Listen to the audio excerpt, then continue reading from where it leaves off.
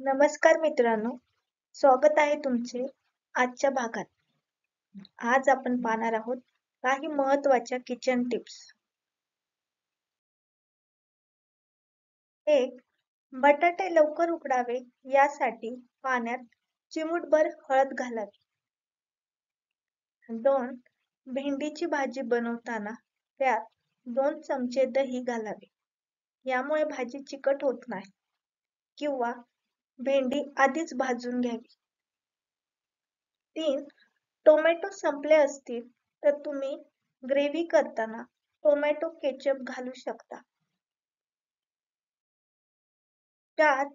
कांदा चिरताना डोळ्यात पाणी येऊ नये म्हणून तुम्ही कांद्याची साल डोक्यावर किंवा कानाजवळ ठेवल्यास कांदा झोंबत नाही. 5. आमटीला आंबटपणा येण्यासाठी आमटीत थोडेसे आमसूल टाकावे. यामुळे आमटीची चव चांगली लागते आणि ऍसिडिटी पण होत नाही. 6. पनीर दीर्घकाळ टिकविण्यासाठी ते पाण्यात बुडवून फ्रीजमध्ये ठेवावे. 7. लसूण लवकर सोलण्यासाठी आधी गरम करून घ्यावा. तुम्ही ओव्हनमध्ये गरम करू शकता आणि त्यानंतर घट्ट डब्याच्या झाकणात ठेवून हलवल्याने लसूण लवकर सोलला जाऊ शकतो. 8. तुरटी फिरवलेल्या पाण्यात छोले भिजून ठेवावे. यामुळे छोले मऊ होतात. 9. सुकं खोबरं फ्रीजमध्ये किंवा तांदळाच्या डब्यात ठेवल्याने खोबरे खराब होत नाही. 10. ज्वारीचे पीठ जास्त दिवस राहिल्याने त्याच्या भाकरी चांगल्या होत नाही, त्या मोडतात. अशा वेळेस भाकरी करताना त्यात थोडा शिजवलेला भात घालावा. यामुळे भाकरी मोडत नाही. 11.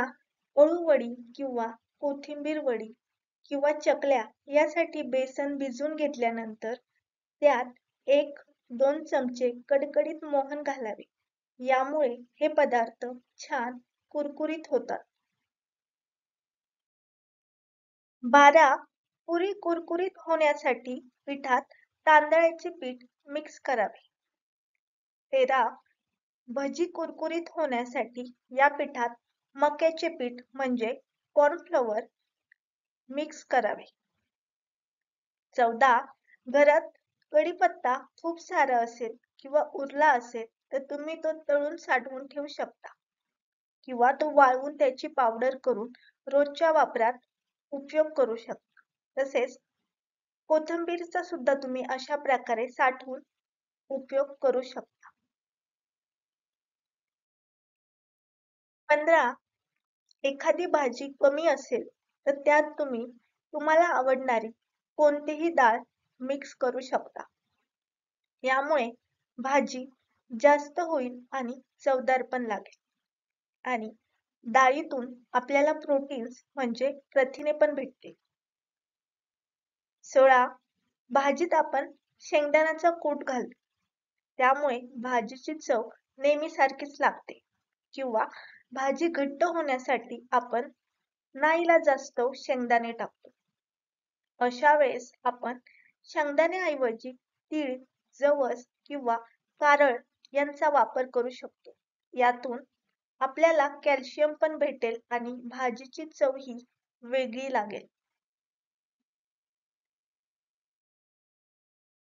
मित्रांनो, अशाच प्रकारच्या नवनवीन माहिती मिळविण्यासाठी आपल्या चॅनलला सबस्क्राईब करा आणि आजचा व्हिडिओ आवडला असेल तर व्हिडिओ शेअर करा आणि व्हिडिओला लाईक करा. धन्यवाद.